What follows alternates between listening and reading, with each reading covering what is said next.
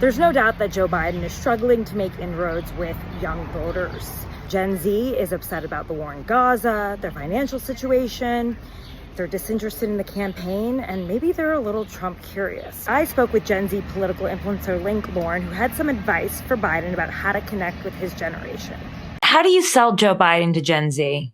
You don't.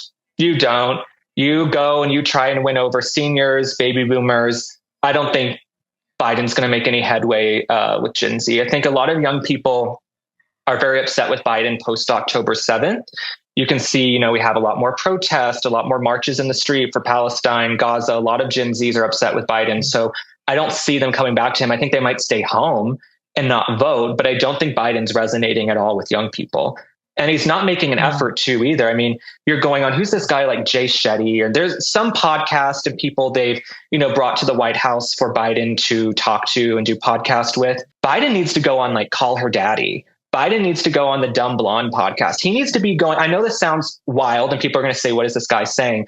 If Biden really wants to reach these cohorts, he needs to go and meet them where they are. Biden needs to sit down and do a TikTok live with the hottest people on TikTok, right? But he's not doing any of that because he can't do extemporaneous conversation. He really struggles. And I feel like he is doing a lot of those things, though. I see him on TikTok. I mean, the mainstream press is a little annoyed at him because they're demanding positive press, but he's not really giving access to us. And he does spend a lot of time doing things with influencers. Yes, he has a few influencers, some of whom have collected checks from the DNC or DNC associated groups. So he did do something recently where he met some influencers. And they also have this woman, Morgan McNaughton, who the White House hired from Palette Management, which managed a lot of those pro-Biden influencers. Now she literally works for the White House. So obviously they're trying to reach Gen Z and reach young people through TikTok. It's certainly not breaking through, Tara, because I would be the person to know. I think if Biden wants to reach young people, he needs to meet them where they are and get proactive.